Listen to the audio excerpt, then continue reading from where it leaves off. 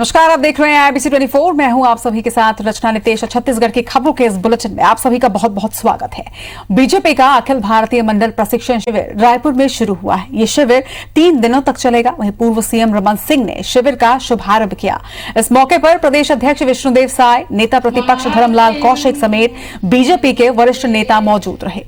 200 से अधिक कार्यकर्ताओं ने प्रशिक्षण में हिस्सा लिया। वहीं पूर्व सीएम रमन सिंह ने कहा कि ये हमारी पुरानी परंपरा है। हमारा लक्ष्य सत्ता परिवर्तन नहीं बल्कि व्यवस्था परिवर्तन है। इसके साथ ही रमन सिंह ने दावा किया कि कश्मीर से धारा 370 हटाने से लेकर दूसरे सभी वादे जो बीजेपी के घोषणा पत्र में सालों से रहे हैं उसे पूरा किया गया है। आरोप लगाया कि कांग्रेस पार्टी प्रदेश में कई वादे करके आई लेकिन सारे विकास योजनाएं बंद कर दी गई हैं। वहीं प्रशिक्षण कार्यक्रम को संबोधित करते हुए प्रदेश अध्यक्ष विष्णुदेव साय ने अपने ही नेताओं पर तंज कसते हुए कहा कि कई हारे हुए लोग भी चुनाव का ज्ञान देने आ जाते हैं।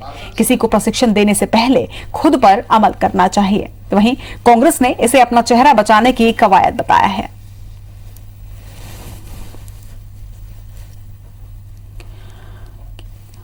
जनसंघ से लेकर आज भारतीय जनता पार्टी के रूप में अपने राष्ट्र को परम वैभव में पहुंचाना चाहती है, फिर से अपने देश को जगत गुरु बनाना चाहती है और इस निमित्त ये प्रशिक्षण का आयोजन हुआ है ताकि हमारे मतलब निचले स्तर तक के कार्यकर्ता सब राष्ट्रभक्ति से ओतप्रोत होकर काम करें। एक किसान ठगा महसूस कर रहा है, एक युवा ठगा महसूस कर रहा है, एक गरीब आदमी जिसके 50,000 के स्मार्ट कार्ड छीन लिया गया, जिसको 5 लाख रुपया का आयुष्मान भारत छीन लिया गया, उस गरीब आदिवासी की पीड़ा को समझो, जिसके लिए चरण पादुका छीन लिया गया, जिसका तेंदुपत्ता का बोनस नहीं रहा, जिसको आवास ज़्यादातर आदिवासी अनुसूचित जाति जनजाति के 5 लाख आवास छीना गया। तो ये छीनना नहीं है, ठगना नहीं है तो और क्या है भाई। अब उनको तो अपने इर्द गिर्द को देख लेना चाहिए। विधानसभा के एक कोने में 14 में सिमटने के बाद भी अगर बड़बोलापन उनका है तो ये इसको आप फेस सेविंग कह सकते हो। जनता के सामने और मीडिया के सामने अपने चेहरा को किस तरीके से दिखाएं और किस तरीके से छुपाएं। पहले 1 नवंबर से धान खरीदी की मांग कर रही छत्तीसगढ़ बीजेपी ने नया दांव खेला है। अब बीजेपी प्रदेश सरकार से दीपावली से पहले धान खरीदी नहीं होने के बदले किसानों को 10,000 रुपए एडवांस देने की मांग कर रही है। बीजेपी नेताओं का कहना है कि सरकार ही कह रही है कि बारदाने की अनुपलब्धता के कारण वो किसानों का धान दिवाली से पहले नहीं खरीद पा रही। ऐसी स्थिति में उन्हें किसानों को 10,000 रुपए एडवांस देने में कोई दिक्कत नहीं होनी चाहिए। इसके साथ ही उन्होंने ये भी मांग की है कि किसानों को 100 रुपए प्रति क्विंटल धान की सुरक्षा और देखरेख के लिए भी देना चाहिए, क्योंकि देरी से धान खरीदी किए जाने पर किसानों को अपने धान को सुरक्षित रखना भी अब मुश्किल हो रहा है। इस पर कृषि मंत्री रविंद्र चौबे ने बीजेपी नेताओं को इस तरह की मांग प्रधानमंत्री से करने की नसीहत दी। वहीं किसानों ने बीजेपी की इस मांग का समर्थन किया है। जिन किसानों ने धान बेचने के लिए पंजीयन कराया है, ऐसे सभी पंजीकृत किसानों को 10,000 रुपया दिवाली एडवांस दे दीजिए और जब ये लोग धान बेचेंगे उनके अकाउंट से आप काट ले। श्री नरेंद्र दामोदर दास मोदी को एक आध सलाह क्यों नहीं दे पाते? हम छत्तीसगढ़ के किसानों को 2500 रुपया धान की कीमत दे रहे हैं। दिल्ली में उनकी सरकार 1860 रुपया से ज़्यादा देने के लिए हमको मना कर रही है। केवल एक चिट्ठी तो लिख दें। बोनस के रूप में बात करे हैं, वो हाँ बहुत अच्छा बात करे हैं। और हमला ये 10,000 रुपये कहा थे, बोला बिल्कुल दे दे अभी दिवाली के तिहार मनाए बार, ओकर बाद हम धान बेचे लिए टाइम जाबो ओमे वो तो कर हाथ में रही काट सकते हो। ना कोठी है ना कोठार है, सीधा खेत से मंडी तक का ले जाने का व्यवस्था था। और अब 1 दिसंबर से खरीदी कर रहा है तो उसमें धान में सुखद भी आएगा और रखने में और रखवारी करने में बहुत तकलीफ होगा। उसके लिए वाकई में सही बात। 2 दिनी प्रवास पर राजनांदगांव पहुंचे पूर्व सीएम रमन सिंह ने धान खरीदी के मुद्दे पर प्रदेश सरकार पर निशाना साधा है। रमन ने कहा कि उनके मुख्यमंत्रित्व काल में कांग्रेस के तत्कालीन प्रदेश अध्यक्ष और मौजूदा सीएम भूपेश बघेल ने पत्र लिखकर 1 नवंबर से धान खरीदी की मांग की थी। ऐसा नहीं होने पर उन्होंने फसल बर्बाद होने की दलील भी दी थी। हमने तो 1 नवंबर से धान खरीदी की है और अब मुख्यमंत्री भूपेश बघेल हैं तो उन्हें किसानों की चिंता कर 1 नवंबर से धान खरीदी करनी चाहिए थी। प्रदेश अध्यक्ष थे, मैं मुख्यमंत्री था। वो पत्र मैंने कल जारी किया। पत्र में भूपेश बघेल प्रदेश अध्यक्ष कांग्रेस की हैसियत से मुझे चिट्ठी लिख रहे हैं कि 1 नवंबर से ही धान खरीदी होनी चाहिए, धान की फसल बर्बाद हो जाएगा। इसलिए मैंने उनसे आग्रह किया था 1 तारीख से खरीदी करें तो कम से कम उन किसानों का लाभ मिलेगा। जनता कांग्रेस छत्तीसगढ़ को एक और झटका लग सकता है। बालोद जिले के गुंडरदेही से पूर्व विधायक और अजीत जोगी के कट्टर समर्थक आर.के. राय बीजेपी में शामिल हो सकते हैं। राय ने इसके संकेत देते हुए बताया कि उन्होंने मरवाही में बीजेपी के लिए वोट की अपील भी की है। इस पर डॉक्टर रमन सिंह ने कहा है कि आपका सम्मान हम रायपुर में करेंगे। कांकेर सांसद मोहन मंडावी के साथ गुंडरदेही रेस्ट हाउस में मौजूद आर.के. राय का कहना है कि रमन सिंह ने उन्हें काम करने के लिए कहा है। आपको ये भी बता दें कि कुछ दिनों पहले ही अजीत जोगी का निधन हुआ था, जिसके बाद से ही जेसीसीजे के भविष्य को लेकर संशय बना हुआ है। लिहाजा कभी कांग्रेस तो कभी बीजेपी में शामिल होने की अटकलों पर खुद आर.के. राय ने कहा है कि मैं बीजेपी का काम कर रहा हूं। 2011 में डीएसपी के पद से इस्तीफा देकर अजीत जोगी के कहने पर आर.के. राय राजनीति में आए थे। 2013 में उन्होंने कांग्रेस की टिकट पर जीत हासिल की, लेकिन 2018 में जेसीसीजे के बैनर तले उन्हें हार का मुंह देखना पड़ा था। जनता कांग्रेस के माननीय सुप्रीमो अमित जोगी ने खुले समर्थन दिया वहां पर धर्मजीत सिंह जी ने, है ना। तो मैंने रमन जी से बात करके उनके मन में साझा किया, मरवाही में विधिवत ही कह लो, औपचारिक कह लो, एक बार रमन सिंह जी कह दिया आपके सम्मान हम रायपुर करेंगे, आप अपना काम शुरू कर दो। इसलिए मैंने काम शुरू कर दिया भारतीय जनता पार्टी में। इनकम टैक्स चोरी की शिकायत पर आयकर विभाग ने छत्तीसगढ़ की 2 बड़ी विज्ञापन कंपनी एएसए और व्यापक के 7 ठिकानों पर छापे मारे हैं। करीब 40 से ज्यादा आयकर अफसरों की टीम ने एक साथ एएसए के गुरु नानक चौक स्थित दफ्तर, गुढ़ियारे स्थित कारखाने और कंपनी के मालिक के आनंदम स्थित आवास पर, व्यापक के मैग्नेटो मॉल स्थित दफ्तर और संचालक के वॉलफोर्ड सिटी स्थित आवास और दूसरे ठिकानों पर एक साथ दबिश दी। सभी जगहों से मिले दस्तावेजों और डिटेल की जांच इस वक्त की जा रही है। वहीं आयकर विभाग के अफसरों का कहना है कि फिलहाल छापे की कार्रवाई जारी है, लिहाजा ये बता पाना मुश्किल है कि दोनों कंपनियों ने कितने की टैक्स चोरी की है।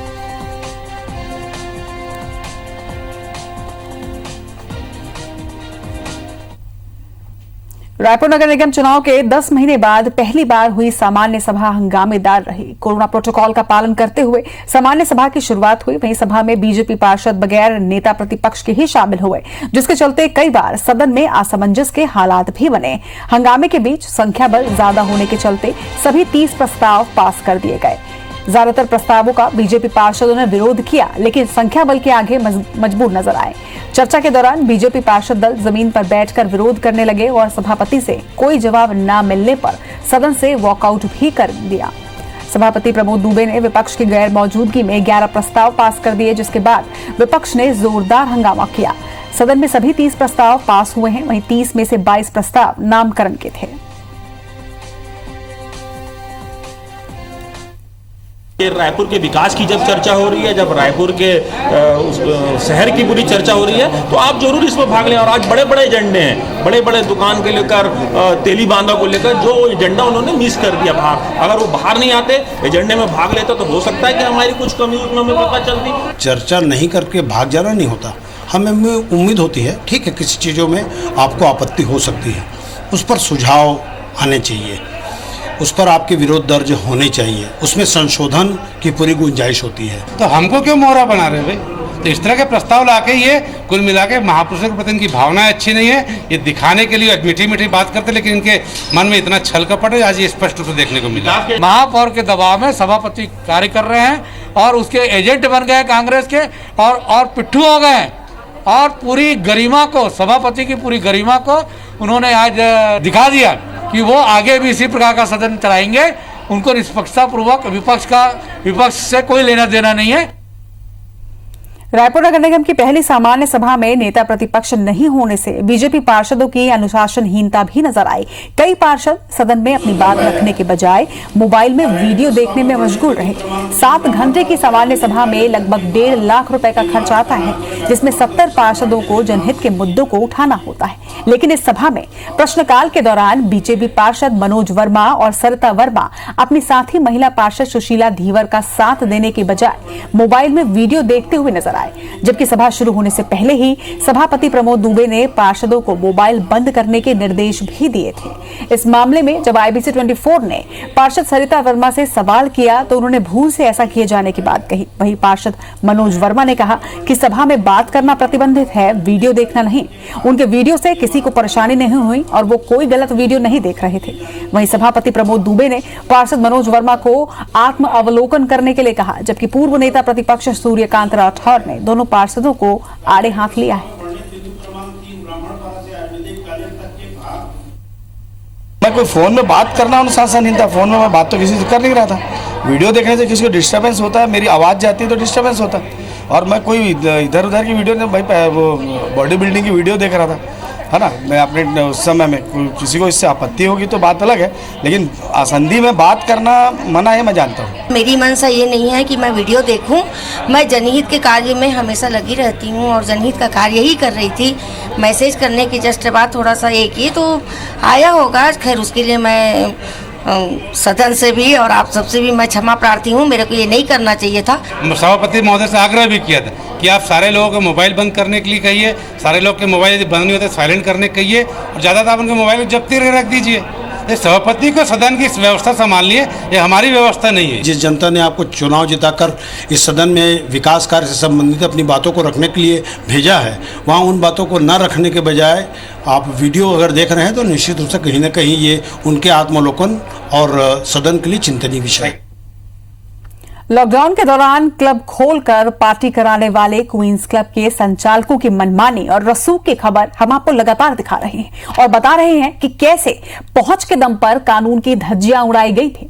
क्लब संचालकों के इसी रसूख से जुड़ी एक और खबर का खुलासा आज हम करने जा रहे हैं। ये खुलासा क्लब के टेंडर हासिल करने की प्रक्रिया से है। हरबख्श सिंह बत्रा ने क्वींस क्लब को बनाने और उसे चलाने का जो टेंडर हासिल किया था, उसके लिए एक्सपीरियंस सर्टिफिकेट खुद उसके परिवार की कंपनी की ओर से ही जारी किया गया था और बिना किसी वर्क ऑर्डर या दूसरे कागजात के सिर्फ एक पन्ने के सर्टिफिकेट पर ही उसे टेंडर भी दे दिया गया। आरोप है कि इस खेल में कई अधिकारियों की भी मिलीभगत रही है। दरअसल IBC 24 को क्वींस क्लब के लिए जारी हुए टेंडर के कागजात हाथ लगे हैं। हाउसिंग बोर्ड ने क्वींस क्लब को सोशल और हेल्थ क्लब के रूप में बनाने और चलाने का टेंडर जारी किया था। इसमें शर्त थी कि आवेदक कंपनी या संस्था को हॉस्पिटलिटी इंडस्ट्री को चलाने का अनुभव हो या फिर gym, health club, spa, massage centre या फिर स्पोर्ट्स क्लब प्रबंधन का अनुभव हो या फिर उसे बिल्डिंग कंस्ट्रक्शन और इंफ्रास्ट्रक्चर के कारोबार को करने का अनुभव हो। हरबख्श सिंह बत्रा की कंपनी एमिनेंट इंफ्रास्ट्रक्चर ने टेंडर हासिल करने के लिए 2 एक्सपीरियंस सर्टिफिकेट लगाए हैं। एक सर्टिफिकेट दुर्ग DPS स्कूल की तरफ से जारी किया गया है, जिस पर उनकी पत्नी सरित कौर बत्रा के हस्ताक्षर हैं, लेकिन उसने ये पत्र किस पद की हैसियत से जारी किया इसका कोई उल्लेख नहीं है। इसी नाते ये पत्र भी संदिग्ध हो जाता है। वहीं दूसरा सर्टिफिकेट रोड के डामरीकरण का लगाया गया है, लेकिन वो भी कार्य पूरा होने का सर्टिफिकेट नहीं है, बल्कि कार्यादेश पाने का है। ऐसे में सवाल ये खड़ा हो रहा है कि संदिग्ध और मानदंड पूरा नहीं होने के बाद भी कंपनी को टेंडर कैसे दे दिया गया? क्या इसमें हाउसिंग बोर्ड के अधिकारियों की भी मिलीभगत तो नहीं?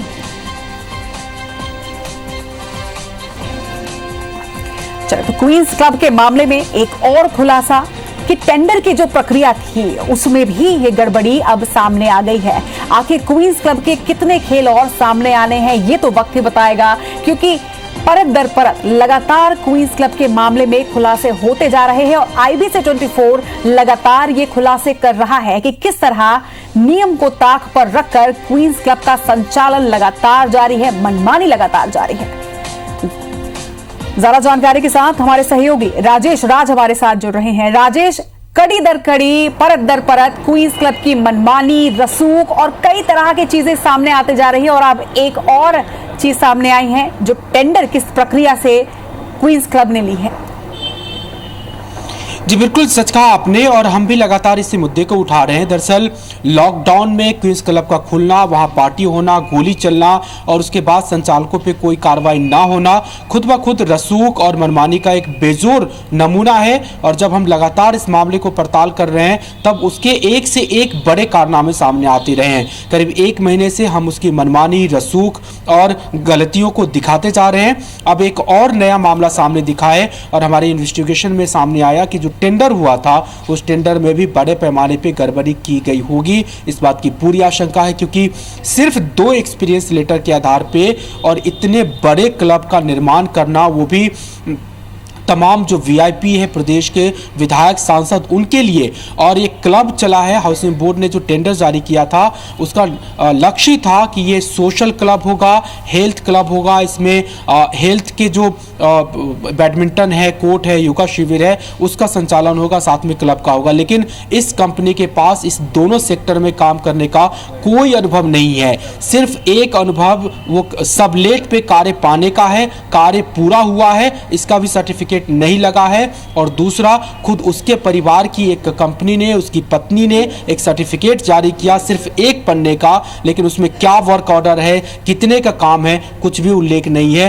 बेहद संदिग्ध, बेहद संदेहास्पद ये पूरा टेंडर अब लगता है। और चूंकि ये इतनी बड़ी जो इतना बड़ा जो खेल खेला गया है वो बिना अधिकारियों की मिलीभगत के भी नहीं खेला जा सकता, लिहाजा पूरी गुंजाइश है कि इस रसूख के खेल में बत्रा जो एमिनेंट कंपनी के डायरेक्टर हैं उसके साथ साथ में हाउसिंग बोर्ड के कुछ अधिकारी भी शामिल है। देखना होगा कि इस खुलासे के बाद सरकार और खुद हाउसिंग बोर्ड क्या कार्रवाई करती है, और जो दोषी अधिकारी थे जिन्होंने इन तमाम अनियमितताओं से आंखें मूंदे रखी उस पर क्या कार्रवाई हो पाती है। निश्चित तौर पर वक्त के साथ क्या कार्रवाई होती है और वक्त के साथ और कितने कारनामे क्वींस क्लब के बाहर आते हैं ये तो वक्त ही बताएगा। तमाम जानकारी के लिए आपका बहुत बहुत शुक्रिया राजेश। राजनांदगांव जिले में मासूम बच्चियों से हैवानियत के मामले थमने का नाम नहीं ले रहे हैं। ताजा मामला अंबागढ़ चौकी क्षेत्र का है, जहां 5 साल की मासूम के साथ दरिंदगी हुई है। बच्ची रोज की तरह ही घर के पास ही खेल रही थी और इसी दौरान पड़ोस में रहने वाला देवा निषाद बच्ची को बहला फुसलाकर अपने घर ले गया और घिनालू करतूत को अंजाम दिया। बच्ची की चीख पुकार सुनकर उसके परिजन आरोपी के घर पर पहुंचे, लेकिन तब तक आरोपी देवा वहां से भाग निकला था।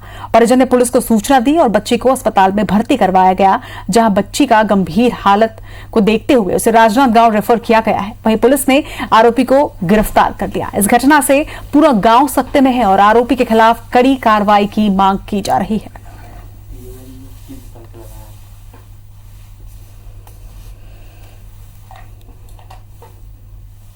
ईओडब्ल्यू अफसर बनकर अलग अलग विभागों में पदस्थ अधिकारियों कर्मचारियों से अवैध रूप से वसूली करने वाले 3 आरोपियों को रायपुर पुलिस ने हिरासत में लिया है। वहीं एक आरोपी अब भी पुलिस की गिरफ्त से बाहर है। ईओडब्ल्यू चीफ आरिफ शेख ने बताया कि ईओडब्ल्यू के नाम पर कुछ लोग लगातार अलग अलग विभागों के कर्मचारियों को फोन करके पैसे मांग रहे हैं।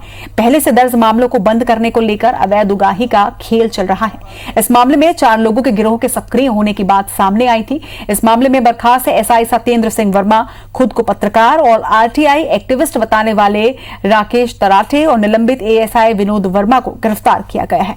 आरोपियों ने अब तक 25 लाख रुपए से ज्यादा की ठगी की है। वहीं विनोद वर्मा ईओडब्ल्यू में रहते गंभीर शिकायतों के बाद निलंबित किए गए थे। वहीं सत्येंद्र सिंह पहले भी रिश्वत मांगने के आरोप में जेल जा चुका है। इस गिरोह से जुड़ा पुलिस विभाग का बर्खास्त कर्मचारी अभी फरार बताया जा रहा है। वहीं पुलिस का कहना है कि बर्खास्त एसआई सत्येंद्र ईओडब्ल्यू में काम कर चुका है और इसलिए उसे पता होता था कि शिकायतें कैसे आती हैं। वसूली के लिए खुद भी शिकायत करते थे और उसी का हवाला देकर ब्लैकमेल किया जाता था। अब पुलिस आरोपियों की संपत्ति अटैच करने की तैयारी में है।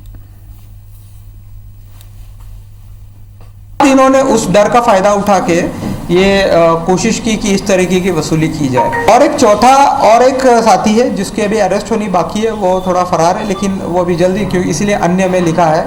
तो टोटल ये 4 से 5 लोगों का है और ये कॉमन एक फैक्टर है जो कि ये संचालित कर रहा है। तो अभी उसमें और इन्वेस्टिगेशन चल।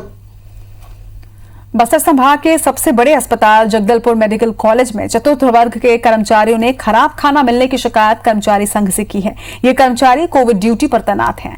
कर्मचारियों ने इसकी शिकायत बड़े अधिकारियों से भी की है और जिस पर कोई कार्रवाई अब तक नहीं की गई। कर्मियों ने डीन से खाने का ठेका निरस्त करने की मांग भी की। वहीं दुर्ग नगर निगम के सैकड़ों कामगारों ने 12 सूत्रीय मांगों को लेकर नगर निगम दफ्तर का घेराव किया है। वहीं महापौर धीरज बाकलीवाल ने कर्मियों का आक्रोश देखकर उनसे बातचीत की और उचित कार्रवाई का आश्वासन भी उन्हें दिया।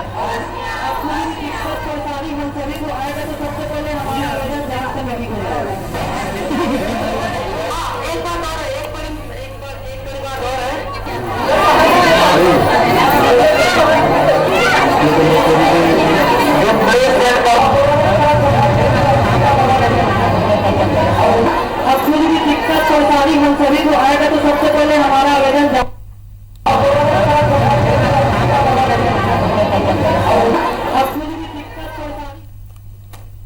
इसी के साथ इस बुलेटिन में फिलहाल इतना ही। लगातार खबरों के लिए देखते रहिए IBC 24। नमस्कार।